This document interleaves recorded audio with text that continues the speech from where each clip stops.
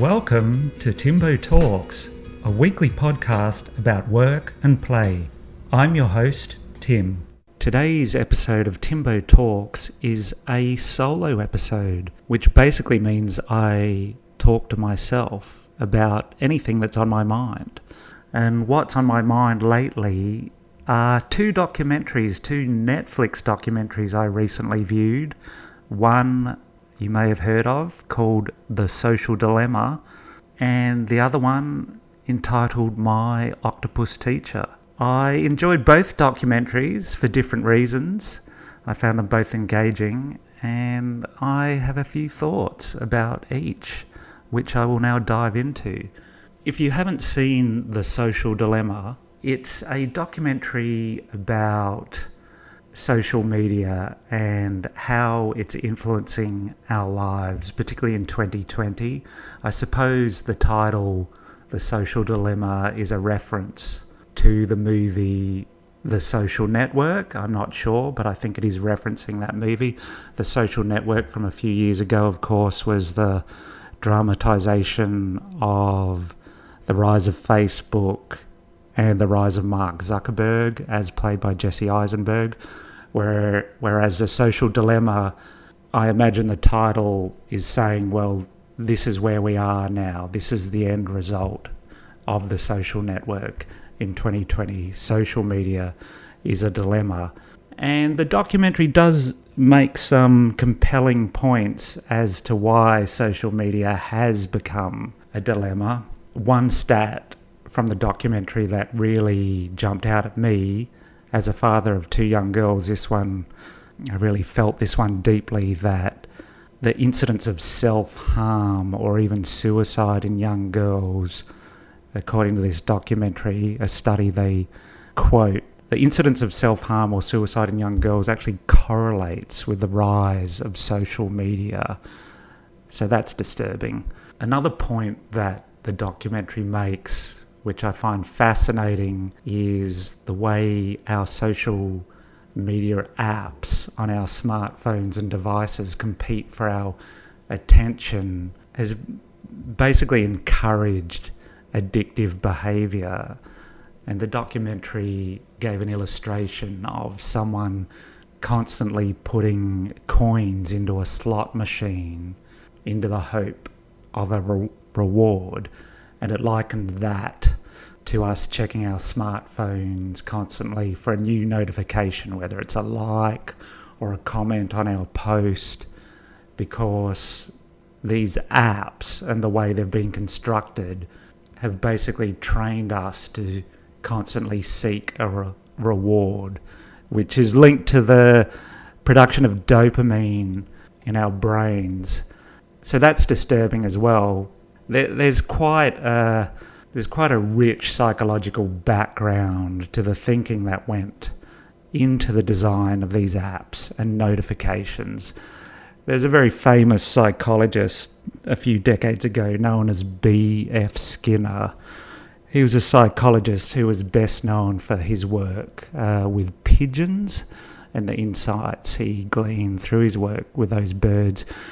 Skinner actually discovered that if you could actually design the right system of rewards, and in the case of pigeons that was food, for the desired actions, which were triggers, Skinner could actually get the pigeons to perform complex chains of behaviour, such as pecking certain symbols, ringing bells, or even playing ping pong against one another, which is quite a humorous picture to have in your mind, pigeons playing ping pong. But the disturbing thing about Skinner's work is he learned that the birds he was working with, when they performed tasks but had no idea if or when they'd get a reward, in that case food, opposed to a tit-for-tat trigger reward system, the pigeons are actually more invested in performing the tasks to a compulsive degree. And Skinner actually learned that, I'll quote his words, "You can't quite predict the next payoff, but one will occur in time. That is the heart of all gambling experiences. The so-called variable ratio that is a reward schedule, which is built into all gambling devices, produces with human subjects, just as it does in pigeons, a very high disposition to continue to operate a device like a slot machine. A tendency which continues a long time in extinction when the device no longer pays off at all. Well, that's quite dark. So this high disposition Skinner is talking about, his research cited more than 10,000 responses with the reward system completely shut off. So that's like the amount of time it takes the bird to quit performing the task after it produces no reward. And that could be actually up to 6 years. So the interesting thing about the Netflix documentary, The Social Dilemma, the people in the tech industry that have designed the applications that we're all familiar with and the notifications these apps send to our phone, they were deeply aware of the rich body of work from researchers such as B.F. Skinner, who predated social media. So they consciously designed apps to basically addict us and to cause us to compulsively use them, even when we're not really getting anything from them, to compulsively check them. So I thought that was very interesting and deeply disturbing as well. And the documentary has a lot of talking heads from people within the tech industry who actually designed a lot of features of the apps we use today. And they intersperse the talking heads in the documentary with a fictional family, and showing in this fictional setting how social media was affecting the family, how it was affecting the son, how it was affecting the daughter, how it was affecting the parents. It was a very slick documentary, and it should be seen by everyone. Having said that, there was part of it that I found quite disingenuous or patronising. Full disclosure, my day job is intimately connected with social media. So you could argue that I'm just taking a contrary position because my job relies on it. That's a fair criticism. But why I found the documentary disingenuous or patronising is all the experts, most of the experts cited in the documentary, the talking heads, and I apologise, I can't remember their names.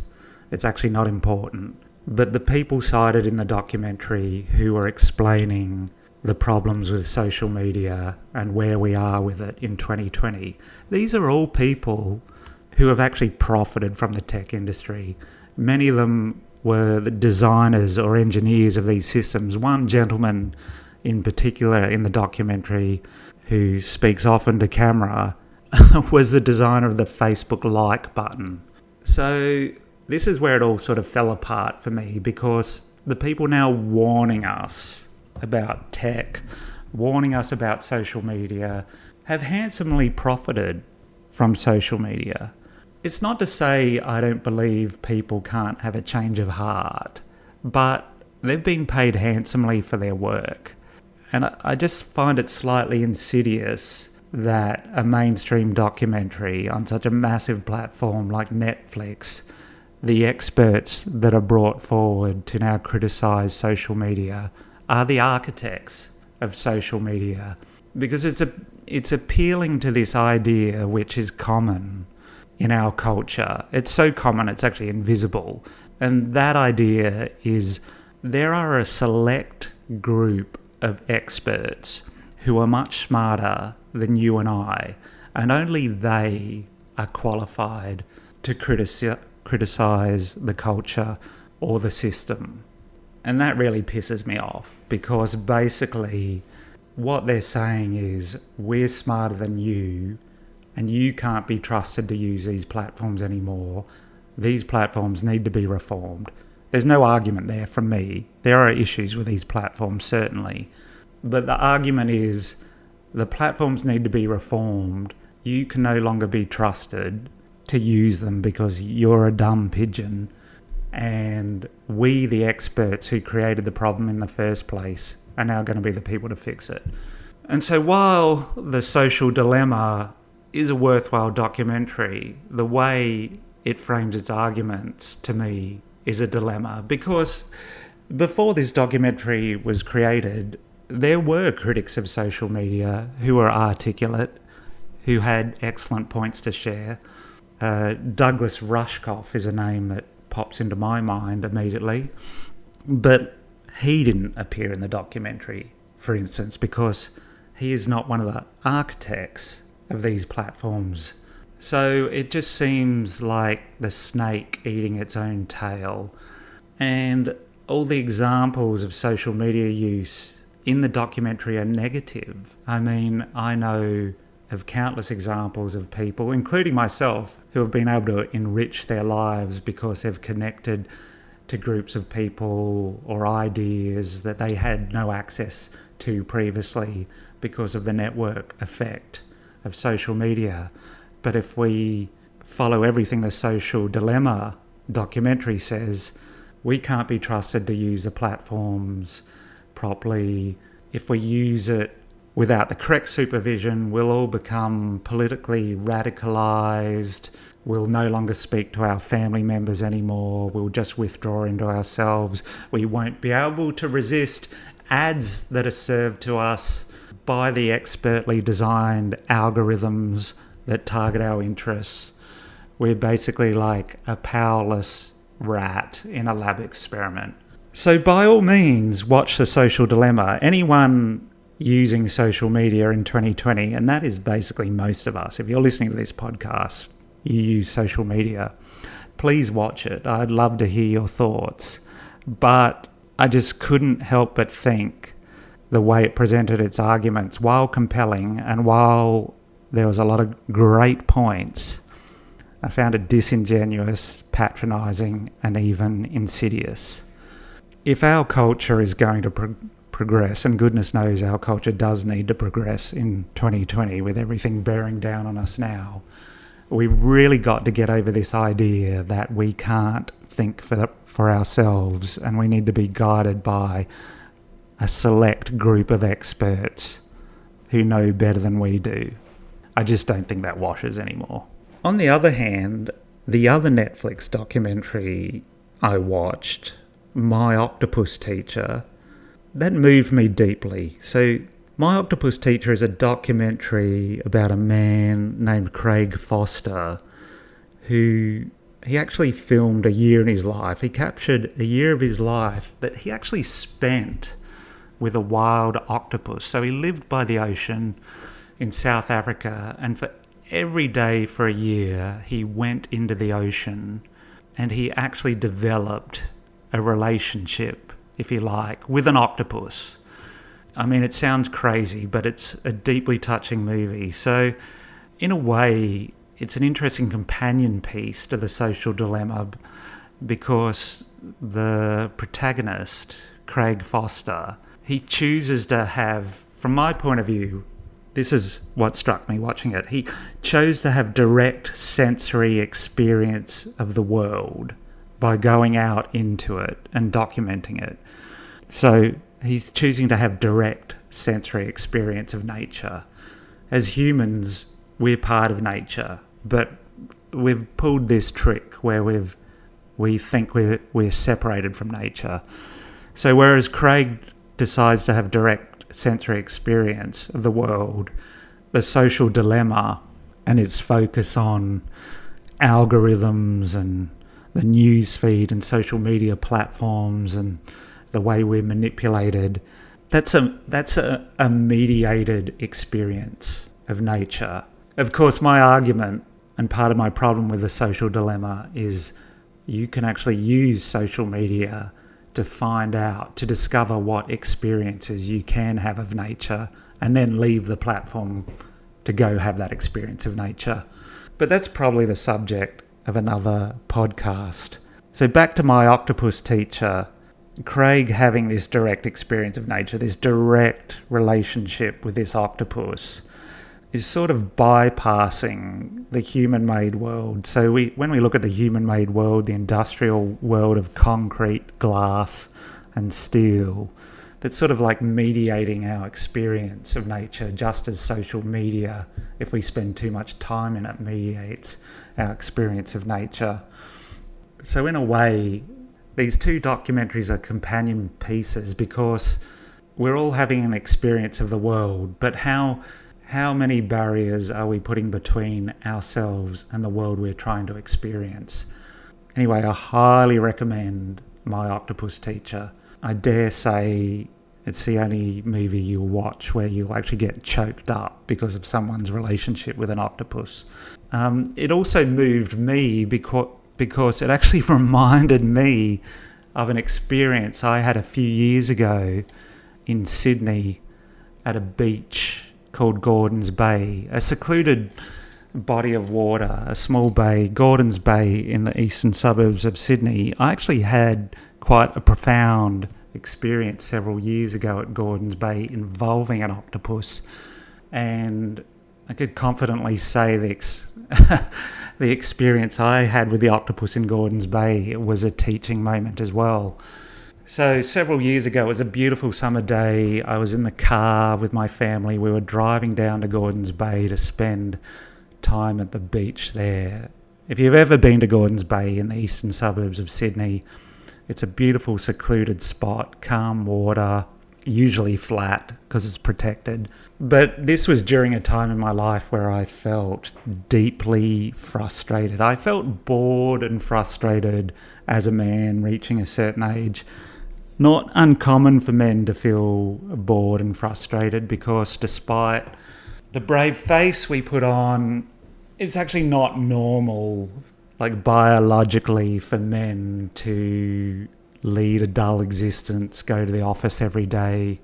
I'm not criticising anyone who does that, but once you reach a certain age, you sort of crave more, you crave adventure. Anyway, I was in a terrible mood this day and I was basically whinging. My wife was driving the car because she often gets car sick. I was in the front seat and I was mumbling about how bored I was with my life, how boring everything was. Very self-indulgent. I had my two young daughters in the back seat. They were just excited to be going to the beach. And I think I said something like, "My life is dull and I'm getting old," which of course made my wife uncomfortable, and she protested and said, "Your life is not dull and you are not old," which is very kind of her, but I just didn't feel it. Anyway, we arrived at Gordon's Bay. As I said, a wonderful spot. Parked the car. Our girls excitedly trotted off down the path. It's a winding path down to the small strip of sand. So my wife and I follow with our beach towels and snorkeling gear in hand. So we set up on the sand, and my eldest daughter joins me in the water. I love to snorkel, while my youngest builds a sand castle back on the sand with my wife. The water's quite cool, even though it's summer, and my eldest daughter decides to return to the shore because she's starting to shiver. So I swim back to the shore with her, make sure she's safe, but then I want to explore. So then I have my fins on, I have my mask on, I have my snorkel, so I kick out into the middle of the bay. It's a beautiful day. The water is like glass. And even though I was in a mood and I was expressing how bored I was with my life, the conditions were so perfect. I remember as I was swimming out in the middle of the bay, I literally started laughing. It was such a wonderful day.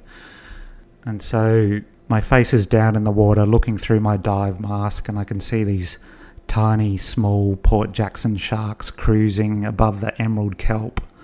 And then I look back up from the water, back towards the shore, and I can see my family. They're now splashing in the shallows in the distance.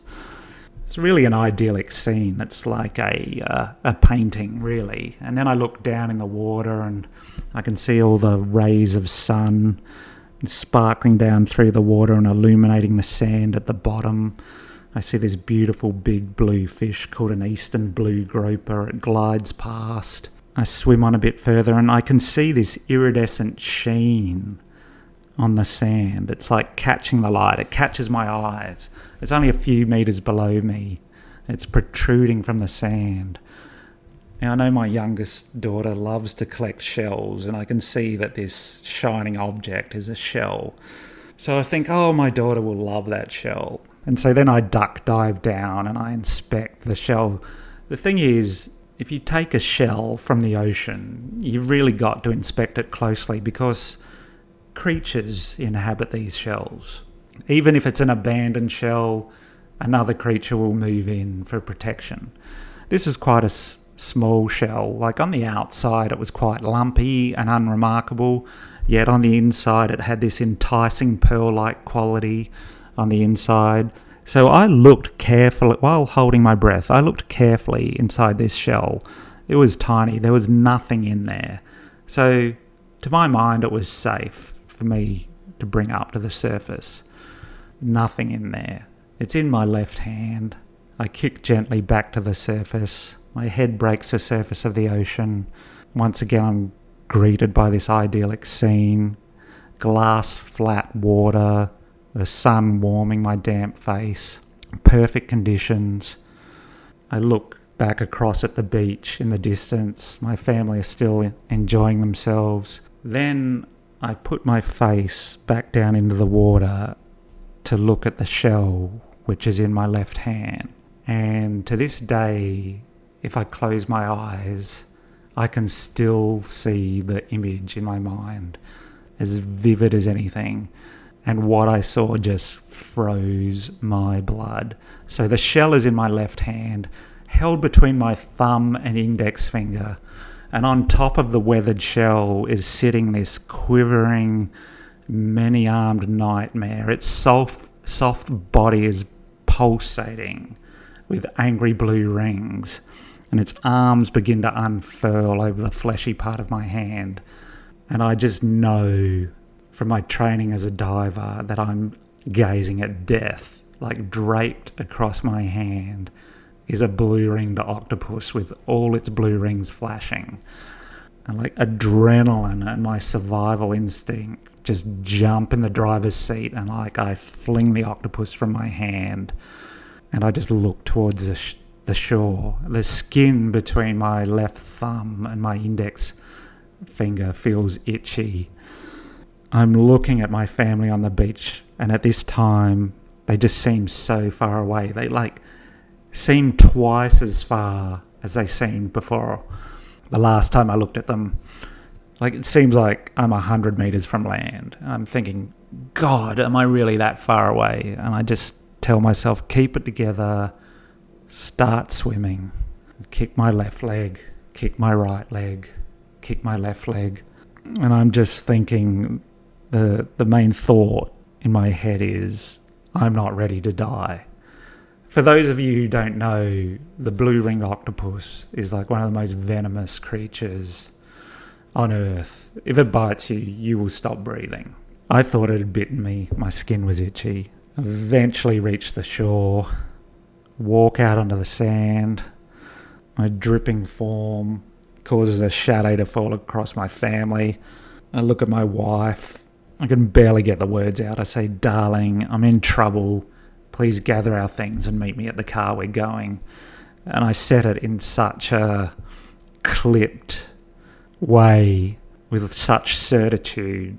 She didn't even ask any questions. So I just trudge back up the hill. It's quite a long walk towards the car park. And so my wife follows me and she marshals our daughters to vacate the beach. And I just think I'm a dead man walking. I've got to get help. I'm just thinking I'm not ready to die. Eventually I get up to the top of the hill. I see the car where we parked it. My legs actually begin to seize up. And I actually feel like my arteries are filling up with lead. And I'm thinking, God, is this really it? Like, I'm not ready to go. There's still so much I want to do with my life. And I just push through. I reach the car. And I remember as I reached the car, there was a couple coming down the sidewalk towards me. And as they get closer to me, I say to them, excuse me, do you mind waiting with me while I ring an ambulance? I've just been bitten by a blue-ringed octopus, and I don't think I'll finish the phone call. Anyway, they look at me like I'm crazy, but they reluctantly stay. They nod. I open the car, I reach into the glove box for my phone, which I've left in the glove box. And even though they probably thought I was crazy, like my pale, sweaty face probably gave them pause, probably made them think there was something to what I was saying. I actually dialed 000 on my mobile, talked to the operator, described my situation, give the address, and then I thanked the couple who waited there while I made the call. They depart, and then my family reached the car. By this time, they've reached the end of the path.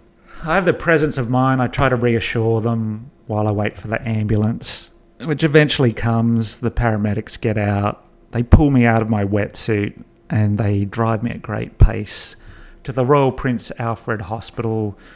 My family take the car to follow along. I can still breathe when I arrive at the hospital because what happens is the venom of the blue-ringed octopus. Once you stop breathing, that's obviously what kills you, not the venom, but the fact you can't breathe anymore. So to get medical help or be in a hospital if you've been bitten by a blue-ringed octopus is the best place to be, because if you stop breathing, the doctors and nurses can actually hook you up to a ventilator and ensure that you can still breathe, but with mechanical assistance. But I'm still breathing.